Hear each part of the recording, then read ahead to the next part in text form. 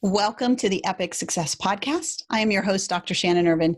Today, we are continuing the Up Level from the Inside Out, Rewire Your Brain for Success series. And I'm so thrilled about today's guest. Today on the podcast, we have Doc Jen Fit, who is a mobility expert, and she really helps all people, but she has a lot of entrepreneurs that hang out with her. She helps them really connect the mind and the body.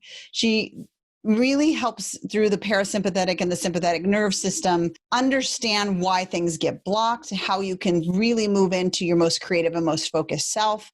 And she gives you very, very actionable, strong, tactical tips in order to start to see the impact that the parasympathetic has and put it into place right away. It's going to blow your mind, no pun intended, about really the mind-body connection and how important that the whole system starts to get optimized to be able to really get that impact and influence out there in the world.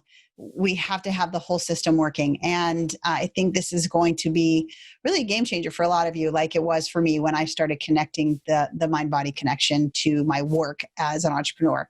So here we go. Jen, welcome to the podcast. So excited to have you. Thank you. I'm so honored to be here.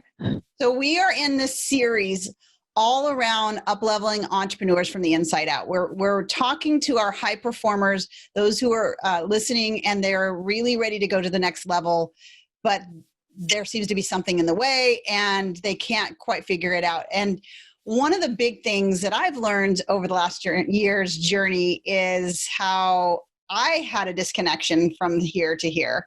I believed in working out and I believed in doing obviously the brain work because that's what I do. But somehow there was like not a connection, and being a highly driven person, we lead with the head a lot.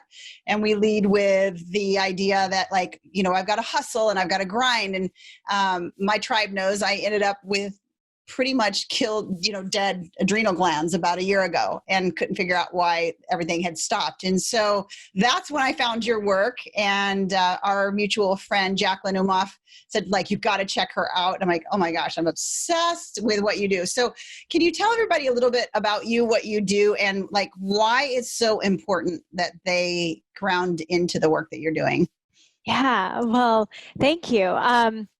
So I'm a physical therapist, and actually I had a social media following that grew purely out of fitness because it was when I was still going through school. And then once I graduated, I was like, you know what? I want people to know that I could do more than just handstands. I can actually help them in their body. And so that's when I started educating, and it kind of transformed over the years. So it started very here's a body pain, here's what you can do with it, right? And that's mainly what people want to see. My shoulder hurts. Tell me what to do for my shoulder. But it's transformed over the years because as I work with clients, it's so much more than just a body part and a pain. And pain is so interconnected to the body, to the breath, to the mind, to our lifestyle, and all of these other factors in terms of what makes up this person. And it's not just the physical body. And there is so much that goes into the physical body through our brain, through our mind, through our breath, through our environment that creates the physical. And so it's transformed over time. And I still, of course, talk into the physical and to the body and to the mobility and giving people support through movement. But I'm hoping that as they continue to move with me, they dive in deeper with me and really follow along into everything that I've been transforming into. Oh, I love it. So what are you most proud of in terms of your work right now? What is the thing that you're just you just lights you up when people connect with it? I would say, so I have my membership, which is the Optimal Body, and it encompasses more than just mobility because over the years I became known for just the mobility queen, the mobility coach. And I'm like, that's great. I'm glad that people, can identify with me in something and it can start their journey. But the optimal body really pulls in more, what is the core? It's not just the six pack, it's more of our pressure system and our pelvic floor, the thing that we don't talk about ever. Right. And it pulls in hit workouts, but in a way of like, I'm going to get you standing on one leg. I'm going to get you rotating. I'm going to get you thinking about things in a different way. And then I bring in mindset tools there too, which draws in the breath and that body connection and that whole environmental connection. And so it really makes me excited when people start to dive in and I get feedback of what's opened up or what they've learned about their body. Or I even remember going to a course one time and I sat down next to a woman who was like, oh, I've been doing your optimal body and my hips are so much more open. And I'm like, oh my God, that's amazing. I would love, now what I call Doc Jen, a super connector, because she kind of subscribes to the same theory that I do, that there's just massive abundance that is available to us and we're just blocking it all the time. So I see her connecting with so many people, so many high performing entrepreneurs as well. And I would just love for you to break down for the listeners, where do you see entrepreneurs actually holding back the genius that they have actually from the body standpoint? This is actually so interesting. I had a conversation with a girlfriend this morning who reached out to me and said, she's a budding entrepreneur, I would say, where she just started initially going out, creating her own private clients. And her and I did PT school together. So we know each other, and she's just like very new in this world. And she reached out to me and said, someone with a greater following who's been doing this for a lot longer is now using my exact same language of something that I just talked about in a video. And she was like, I get it. But at the same time, it made me feel like almost my intellectual property was stolen and I didn't get any acknowledgement and credibility and all of this kind of stuff. And I completely understand, right? I think a lot of us have had that experience. Yes, but at the end of the day, I say, this is where, okay, feel the feelings, have the frustration, right? Mm-hmm. But at the same time, we can't control what anyone else is going to do, what they're going to say, how they're going to acknowledge, how they're going to use the information, or what they're going to do with it.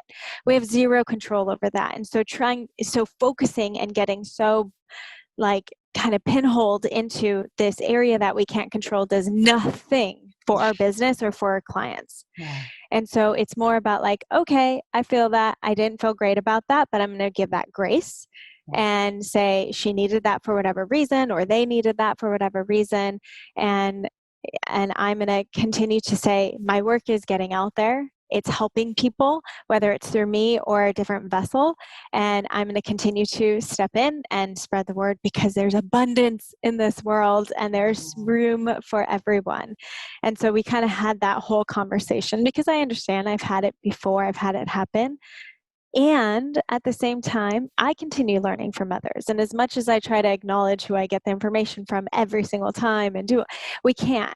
We're all learning from each other. We're all kind of spinning the same wheel and making it look a little bit different. Yeah.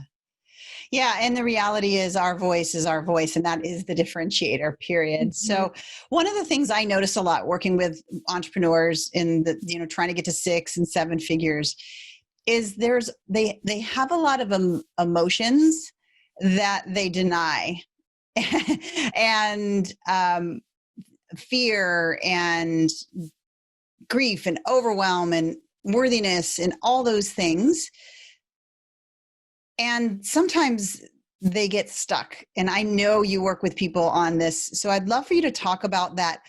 Let's just call it the entrepreneur breakdown of the mind, like that part where we wonder if we're enough, if we have what it takes, and we're thinking these thoughts and then kind of pushing them aside and not dealing with them. And then we're trying to move forward. I'd love for you to talk about how that lands in the body and what that creates. Yeah. I'm very familiar with this personally too myself. I didn't even ever see myself as an entrepreneur.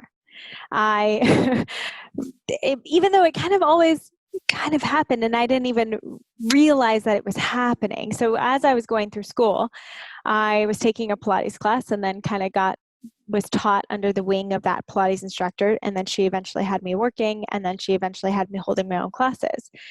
I didn't even have a certification. Then went to another clinic, also got put under the wing of someone. She was like, this is how I teach. This is what I want. and then started working there and taking on, and you basically are taking on your own clients at that point. Yeah. And so I was kind of thrown into this without even meaning to. I was just like, oh, this is fun. I love Pilates. Like, I'm going to just teach it.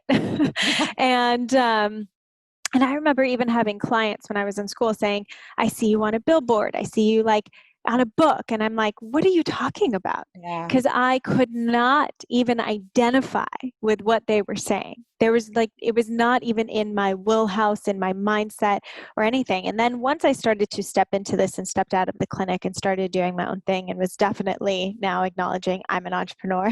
Yeah. I still had this, I can post what I want to on social media, but no one needs to see my face. No one needs to know who I actually am. Just look at my information, look at what I have to share, but don't look at who I am, because I had so many insecurities and worthiness issues of actually being worthy to be accepted as a human in this space as well. Yeah. Yeah. And it took me I actually went through personal development programs, emotional intelligence programs, which is way different, I would tell people, than listening to a podcast or reading a book. Agreed. Yes, you can learn from those things and they will help support you.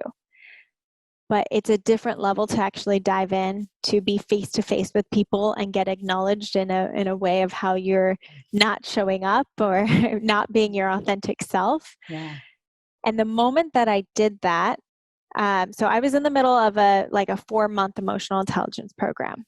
And that's when I decided to launch online and do all these things. And so it was in level 3 of that program that I launched my program online. And wow. It is the most connected I had ever felt to my audience, because I was finally like, this is me, this is who I am, this is what I'm providing the world, which I know is beneficial and I know it can help so many people. So I'm going to talk into it and I'm going to be confident in it and I'm going to own it. And it was the most open and confident that I've been, showing my face, talking on camera, just continuing to share. I was doing 3 lives a day, no shame, continuing to put it out there. And I grew 6 figures in that week. That's awesome. And that's when I'm saying, it is not about the money or the result that comes after, but it's what you're willing to step into, who you are, what you know that you can provide people. And when you're able to do that, it is freedom in the body. It is connection on a level that you've never experienced possibly before. Oh my gosh, I love that, because that's exactly what we do within the Epic Success Academy. We do it online and through group, but that's the key. I mean, everybody's looking for that magic secret thing that we have that they don't have. And we keep saying it over and over again. It's really this work. It's really stepping into and owning and getting rid of the demons, slaying the dragons, facing them first of all, right? Seeing that they exist, not shoving them under the carpet anymore. And all the high performing entrepreneurs, people that are mutual friends of ours, we all talk about this all the time. We actually share our war stories. Remember when I was feeling this and I did this? Remember when I went through that? Because it's so great to know we're human beings having a human experience. Yeah. And I think it's great that we're breaking down this lie that's out there online that we don't, and that just somehow we arrived perfectly done and, successful. Honestly, and I'm curious about for you, some of my biggest breakthroughs, sounds like yours as well, have been in the breakdowns. As soon as the breakdown happens, the biggest push or the biggest promotion happened because I actually stepped into feeling it, experiencing it, dealing with it, and then moving past it. Yeah, totally. And I, at this point, can totally feel the difference when I know that I'm in a place where I'm connected. The results show. When I'm in a place where I'm not feeling connected, I'm unsure of my language and what I'm trying to say, I'm confusing people, the connection is lost and the results show. Yeah. And so it truly comes back to, are you really pushing something that is just because I'm so driven and creating money? Yeah. Or are you pushing something because you're so driven and creating and pushing this purpose, this message, this passion that can serve people? And when it truly authentically comes from that place, you can do it. It will work out and you can make it happen. Yes, of course, we need strategy. We need course. coaches. We need people to help us along the way in order to create that. And I had plenty of people around me that I called for support when I was on my journey, but you can do it. And it's just continuing to be your own biggest cheerleader, even if people around you are not going to be. Yes. Continuing to come back into yourself and knowing the information that you have is helping people and can. Because, and again, I think what gets pushed out in the world is like, oh, just throw something out there. But make sure it works. Like I was working with clients in person back to back every single day. Before I was like, you know what, this is a missing gap that's not out there. Yes, I have my Instagram, but do people even need some of the videos? And algorithms are changing. And I don't know if people are even seeing the posts that I'm putting out. So how can I put out something that I know can actually serve someone? And it was that missing gap that I felt was lacking, that I was like, this is what needs to be out in the world. I don't know how I'm going to do it. Yeah, I've had social media. That is not online marketing. and now I get to figure that out. And so knowing that you have a product that you've tested, that you've worked with real humans on, that you've helped people with, that you have seen massive impact, even if it's just a handful. Yeah. Like having that proof of concept is so important so that you know that you're speaking into something authentically as well. I love that. We were just right before our call, I was on with my neuro coaches. I have a certification program for people called the neurocoaching certification that helps them get brain-based transformation coaching. And somebody was asking me in this current situation that we're in with coronavirus, and we're all kind of quarantined right now. And she was asking some social media advice, like, should I put like affirmations, like you are this, you are that, you are this? I'm like, well, I don't know. Do you want to get a lot of Instagram followers, or do you want to be a voice that serves these people and gets them transformation? But you can do both, but you got to make a choice. Because if you just want to get a lot of people sharing and liking that post, then put you. Because we'll be like, yeah, you are. And we'll see it for other people. But if you actually want them, like if you feel this called for their transformation, you need to encourage them to read this and put it in the first person. So you might not get as many likes, but the likes that you're getting are like transforming people versus getting some type of popularity thing to make you feel good about yourself. So exactly. I love that you shared this. This is so vital because so many of my listeners are so called, but they let some of the beliefs that they have internally hold them back. And I want to like circle back to what you do every day. I know you and I have had this conversation when my C6 like went out, and it was so obvious to me that it had nothing to do with my physical structure. Like obviously it had shifted, but it had everything to do with what I was going through. My dad had a stroke, and I messaged Jen and I said, I'm literally sitting here watching my daughter to get ready for bed. And I'm just been in the hospital with my dad for like 6 straight days. Nobody else in the family that can take care of him. And I'm doing a plank because I feel like a blob after that. And I'm like, I said to myself, all this is on my shoulders. There's no one else. It's all on my shoulders. I do a plank and I pull my C6 and I'm in massive pain. I mean, just like childbirth level pain. And I knew the pain wasn't physical.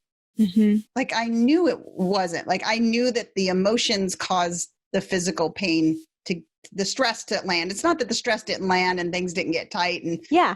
So I'd love for you to talk about that, because I see a lot of entrepreneurs in the hustle and in the grind and like holding on for dear life. Mm-hmm. And what that's doing is actually constricting.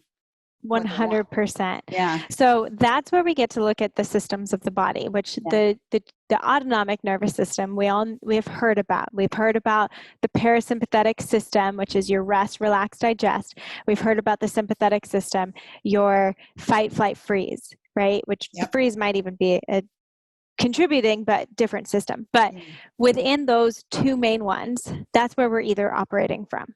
And when we can think, we can be more connected, we can be more free within our body when we're in the parasympathetic. It is a lot harder. You are pushing, you are forcing, you are kind of trying a lot harder when you're in the sympathetic, and we don't even realize. And then because we're pushing and we're trying and we can't think as much and we're getting bogged down and we're losing focus, we try even harder.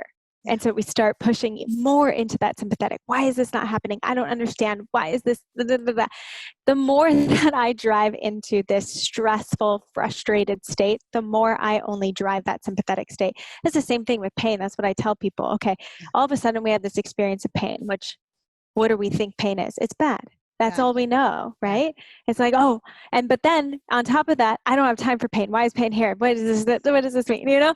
And we just drive higher and higher into that sympathetic, especially what I find is and this is not, I'm generalizing it right now, but I find this a lot with women too, and women who are taking on a lot. So say you have your own business, you have kids, you have a husband, you have people that you have that are relying on you.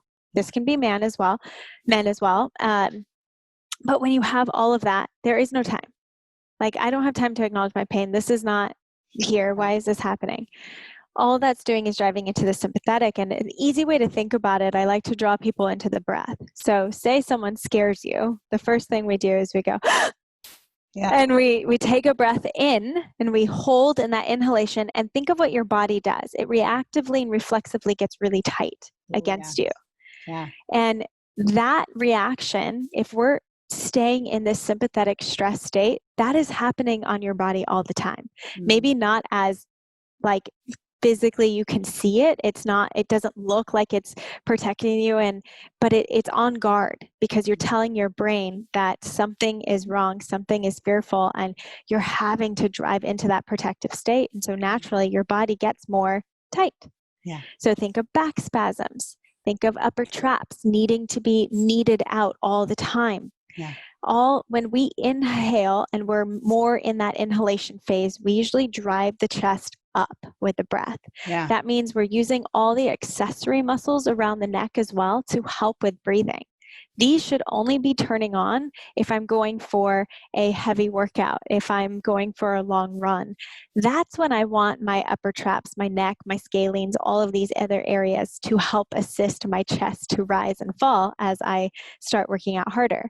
But if that's working all throughout the day, then can you imagine? Of course you need a massage. Of course your neck is feeling tight, your upper traps are feeling tight, your back is spasming and pulling on you because your body is naturally going into this protective state. And so first thing is that we get to acknowledge it. Thank you, body, for protecting me. This is a natural thing that my body is doing because I am stressed. I do have a lot happening. I do have a lot going on. So I want to acknowledge my body for knowing to be on guard, to knowing to be able to protect me and say thank you, because that's the only way that I'm going to start to have gratitude first so I can shift my perception of what's happening within my body and my experience of my body. And then after I acknowledge, then I say, okay, now how can I get back to that parasympathetic? And there's easy little shifts we can make. And just like that inhalation phase was the sympathetic, the exhalation phase is more of the parasympathetic. So think of going to get a massage and you're like, exactly. I'm thinking of it right now because I've missed 2 appointments already. I get it. Yes, but it's that exhalation phase. So the easiest way to explain it, if you want to start switching it, shorten the inhalation phase, extend the exhalation phase. It's that easy. It's a scale. It's a ratio. So I'm going to take a shorter inhale for about 4 seconds. I'm going to take a really long exhale, 6 to 8 seconds. Or I'm even going to sigh it out audibly, like sigh, right? And it's so opposite when we think of, oh, relax, take a deep breath. We usually think of that inhalation phase. We rise the shoulders and the chest. But really, the diaphragm rests underneath the rib cage. So if we want that diaphragm to drop so that the lungs can feel, we need that low rib cage to expand in a 360 pattern. So that's when I like to get people to put their hands on their low rib cage and actually give it a little squeeze so that you can feel the breath breathe into that low rib cage and then take a really slow exhale. So this can mean pursed lips, like you're blowing out a lot of candles, or it can mean that you're just breathing in and out through your nose, more nitric oxide gets released. It's in the nasal passageway. So if I breathe in and out through my nose more than my mouth, I am also releasing more nitric oxide within my system. And when I do that, I actually vasodilate my blood vessels. So that means I'm going to open up and dilate my blood vessels, decrease the blood pressure, and increase the oxygen flow throughout my entire body. Wow. So more nose breathing, less mouth breathing. Wow. These simple little techniques, Simple. right? Mm-hmm. The other technique I like to say, if you're trying to get back into that parasympathetic state, is our vision. Our vision drives our sympathetic and our parasympathetic as well. So if you're all day looking at a screen, looking at your phone, looking like tunnel vision, we need that in a sense to be focused, driven, on point, right? So when you're working, yes, of course that happens. Yeah. But now if I'm trying to eat and I'm just looking at my phone, if I'm trying to relax but I'm just looking at my phone, I'm continuing to stay in a tunnel vision place. So I'm still driving into my sympathetic. If I want to drive into more of a parasympathetic, think of a panoramic view. Think of looking at the sunset or the sunrise. Who is upset looking at a sunset or a sunrise? Nobody that I know. I think that's why the ocean, like, I just feel so like grounded and more in my parasympathetic, because it's like, it's so expansive and it just shows this abundance and all of that God's got for us, and just unlimitless, you know? Yes. So yeah, I think that is it for me. Yeah. And you can even do that. Like, say you can't get outside, you can't see an ocean, it's not sunset time, right? Okay. So how can I be focused forward, looking forward? So not looking all around the room, but looking forward and expand what I'm looking at in my in my viewpoint right now. Yeah. So if I'm at home, I'm looking forward, but I'm taking in the walls around me. I'm taking in like more of a panoramic view. Yeah. When you're able to take in your periphery that way, we expand that panoramic view and we automatically start to help turn on that parasympathetic.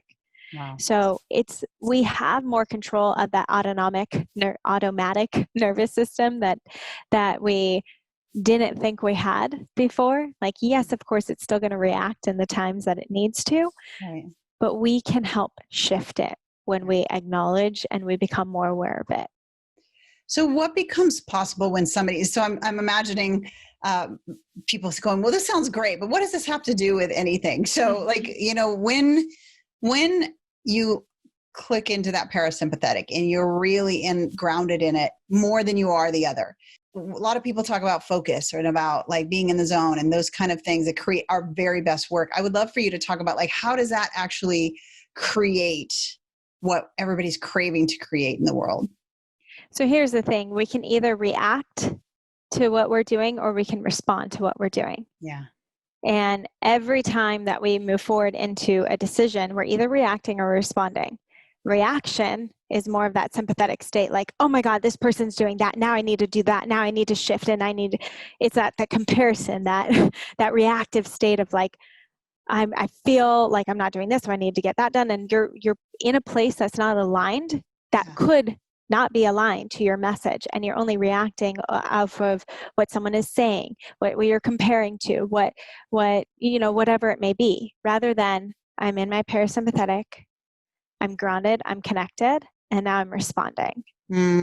So that's that difference that can be in your work, and people will feel it. If you're just continuing to react off of what you think you have to do, what you're comparing to what's out there, what you're, all of these other things, then we're in this sympathetic, high stressed, can't really get a lot done because we're not really focusing and we're just continuing to react to situations rather than responding. So it's going to take a continual practice, especially in the beginning. Like, practice once we all go back to work, doing it in the car. Maybe you're stuck in traffic. How can I get more into my parasympathetic rather than react to the traffic around me? Yeah. Say your kids are screaming. How can I start to drop into my parasympathetic and start to respond to how they're reacting to me? Ooh, that's a tougher one. That is a tough one. That is a tough one. But that's why a lot of people do ice baths nowadays and cold plunges. Yes, it has other physiological benefits to the body, But the main aspect that you'll notice in an ice bath is your body wants to freeze up and tell you, get the heck out of this ice bath. Right. It is freezing in here. Okay. When you shift your breath, you're chilling. Like, I hate cold water, Yeah, me too. And every time I've gone in one, I can get myself to be in a place where I don't feel anything. I'm Wow. chilling, I'm relaxing, I'm breathing in and out through my nose, I'm fine. And I can stay there for 3 minutes. And when we realize we have that ability within our body, we can start to respond, create, be more aligned in your intention, and actually create this community we're probably all craving in our work too. Oh, that's so good because, and we talk about it on our podcast all the time, like you actually have the power within your brain to do everything that you want. The only thing that's holding you back are these things that we're talking about right now, this living in this comparison, this thinking that you're not enough, and then it's creating that intensity that's blocking you. Remove the blocks, there's nothing that'll stop you. Yeah. And I just love this so much that you are really helping people from the inside out connect with honestly their truest and best self. And I know you've seen that a lot. Like you've seen people that you've worked with and that have gone through your challenges and they've gone on to do just really amazing things. Tell me a little bit about like what that's like as you see people kind of really ground into what they were intended to be all along. It is so incredibly beautiful. I remember the first time that I launched a mobility challenge. For me, it was like 7 days, 2 exercises every day. I try to keep it really easy and light for people to actually commit to doing every day. Right. And in my mind, I'm like, these are so easy. Like no one's going to feel anything out of these. I'm just trying to introduce Right. people to mobility. And after like day 1, day 2, people are like, I have no more shoulder pain. This has gone away, and that, and all of these things. And I guarantee it wasn't because of the movements. Like, yes, they helped. Yes, you're Yes. feeling in your body. And we're bringing in the breath. We're bringing in that mind-body connection. We're talking about, do you realize how you're sitting up out of bed? You can put your feet on the ground. Like so often we're focused on what we don't have, what we can't do, what we're not able to do within our body, rather than acknowledging, oh, but look at all the things I can do in my body. Look at what I do have in my body. And when you see people start to make these shifts, it automatically starts to release things and open it up. And I like to talk a lot about this guy that I met in PT school. He is 35 and has cerebral palsy, lives on his own in a wheelchair. By now, he's 40. Yeah. I've talked about this story for a while, but he's my favorite because, and I continue to come back to him because when I met him in PT school, severe cerebral palsy, so he can't use the motor control around his mouth either. So very intelligent, but you can't hold a regular conversation with him. Wow. And we watched him get down from his wheelchair, put his shoes and his socks on, and then get back into his wheelchair. And it looks painful. It takes a long time, and you want to just help him, right? You want to do it for him because you're like, oh, I can do it. But he wants to do the whole thing for himself because he can, and he's able to do that. And so even though it takes longer, he lives on his own. When he got too big to pull himself back into his wheelchair, he started swimming with his therapist so that he can lose weight. Oh, wow. Like he is the epitome of someone who is like, okay, this is what I have and this is what I can do with it. Rather than, oh, I have contractures. I can't speak to anyone. I live in a wheelchair. I can't do anything. Yeah. Instead of focusing on what he can't do, he focuses on what he can do. And the reality is so many of us live in this adaptive, amazing, incredible effing body. And we don't give the opportunity to see what it has available to us because we block it based on, oh, I can't do that. I can't do that. Oh, look at that, what that person's doing. Well, I can't do that. And it's like, stop focusing on what you can't do. Start focusing on what you can do and what you do have available in your body, and then just start to explore. Because when you start to open up those doors, so much will happen. And that's when I see people automatically shifting out of pain. I mean, I've worked with someone where she has 5 years of back pain. We get her breathing and connected back into her body. She's crying because 5 years of back pain is gone. How is this possible? Yeah. And it's nothing that I'm doing on them. It's just what I'm guiding people into in their own bodies. And I want people to remember that too. No one fixes us. Yes.